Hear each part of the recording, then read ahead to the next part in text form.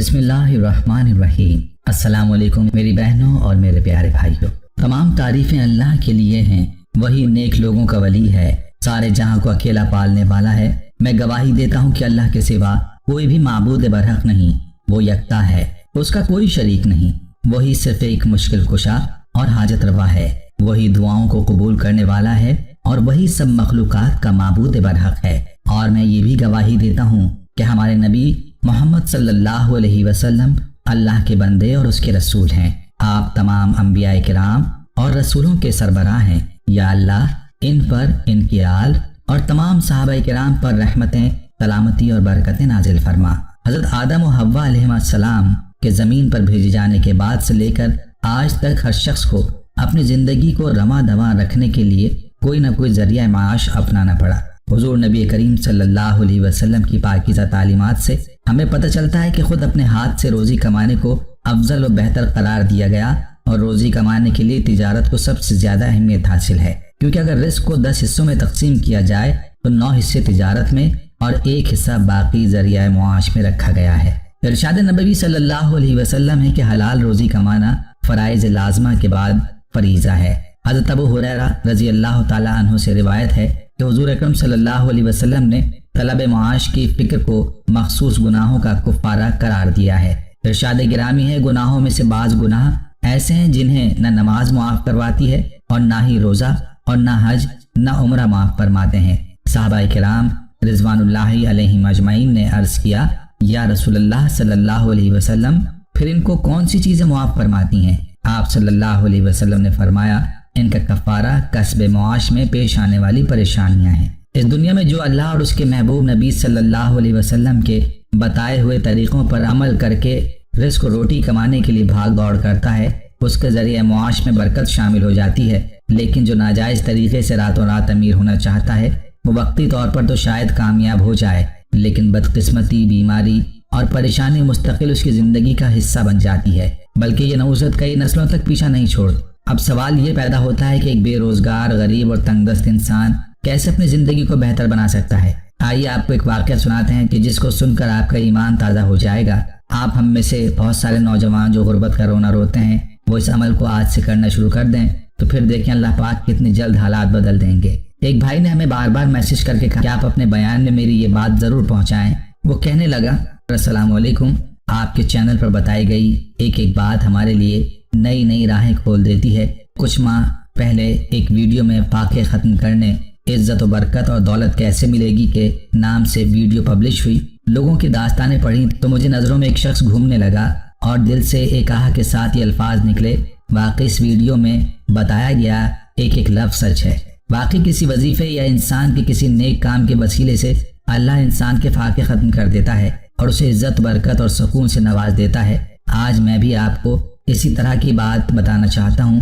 آپ میرا یہ میسج تمام بہن بھائیوں سے ضرور شیئر کیجیے گا۔ واقعہ کچھ یوں ہے کہ لاہور کا رہائشی ہوں میں، اور میرے گھر کے قریب ایک بہت بڑی آٹو مارکیٹ ہے جہاں سے پورے پاکستان میں آٹو سپلائی ہوتے ہیں، اور وہاں ہر وقت گہما گہمی رہتی ہے۔ میرے وہاں چند دوست جن کے اپنے شو روم ہیں۔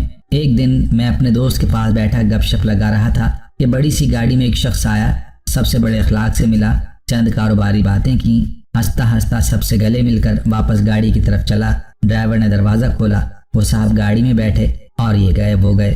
میں بڑی حیرانی سے اسے دیکھتا رہا۔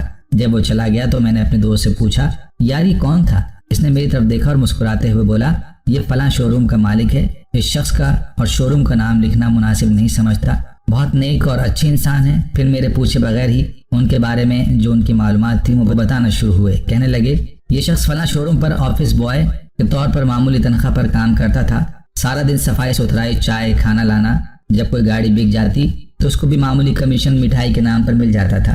یہ انتہائی ایماندار تھا، کبھی بھی اس نے شو روم سے کوئی بھی چیز نہیں چرائی، کسی کام میں بے ایمانی نہیں کی۔ اس کے مالک اس پر اندھا اعتبار کرتے اور اس نے کبھی بھی ان کے اعتماد کو ٹھیس نہیں پہنچائی۔ اس کے مالک پورا ہفتہ شو روم کھولتے تھے، یعنی بروز اتوار بھی چھٹی نہ کرتے، مگر یہ جمعۃ المبارک کو لازمی چھٹی کرتا۔ اب میں آپ کو اس کا وہ عمل بتاتا ہوں جس کو کرنے سے اس شخص کو آج یہ مرتبہ، عزت، دولت اور سکون ملا ہے۔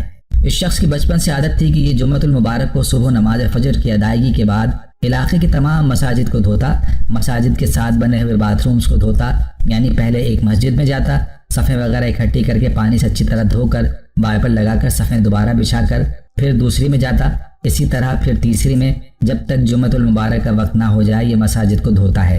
بقول اسی شخص کے اس عمل کرنے سے اللہ نے اس کے دن رات پھیر دیے، اس کے رزق میں اتنی برکت و اضافہ ہوا کہ آج یہ اپنے شو روم کا مالک ہے، اپنا بڑا سا گھر ہے، بچے اچھے اسکولوں میں پڑھ رہے ہیں، بہت زیادہ خوشحال اور پرسکون ہے۔ میں اپنے دوست کی یہ باتیں سن کر اش کر اٹھا اور میرے دل میں خدا کے گھر کی عظمت مزید بڑھ گئی۔ ابھی میں اس شخص کے بارے میں سوچ ہی رہا تھا کہ میرا دوست مزید بولا کہ جناب آپ کو ایک اور حیرت کی بات بتاتا ہوں، یہ آج بھی جمعۃ المبارک کو اپنے شو روم بند رکھتے ہیں اور صبح فجر کے بعد مساجد اور ان کے ساتھ بنے باتھ رومز کی جم کر صفائی کرتے ہیں، مساجد کا خوب خیال رکھتے ہیں، کوئی چیز ٹوٹی ہو خراب ہو فوراً لا کر نئی لگواتے ہیں یا مرمت کرواتے ہیں۔ مجھے اپنے دوست کی باتیں سن کر وہ درس یاد آ گئے جن میں آپ نے مساجد کی خدمت کرنے والوں کے حالات بیان فرمائے کہ کیسے مسجد کی خدمت سے لوگوں کے دکھ درد دور ہوئے، اور آج میں تمام چیزیں اپنی آنکھوں سے دیکھ رہا ہوں۔ سبحان اللہ۔ پیارے دوستو، آپ کے دکھ درد اور پریشانیوں میں اضافہ ہوتا جا رہا ہے اور معاشی حالات خراب ہوتے رہتے ہیں، تو آج سے مسجد کی خدمت میں اپنا تھوڑا بہت حصہ ضرور ڈال دیا کریں۔ جب آپ اللہ کے گھر کا خیال رکھیں گے تو یہ کیسے ہو سکتا ہے کہ اللہ پاک آپ کے گھر کا خیال نہ کرے؟ یہ کیسے ممکن ہے؟ پھر اللہ آپ کے حالات نہ بدلے، وہ ضرور بدلے گا۔ آج ہی سے یہ مبارک کام کرنا شروع کر دیں۔ مسجد کی صفائی کی بہت زیادہ فضیلت ہے۔ حضرت سیدنا عبید بن مرزوق رضی اللہ تعالیٰ عنہ سے روایت ہے کہ مدینہ شریف میں ایک عورت مسجد کی صفائی کیا کرتی تھی۔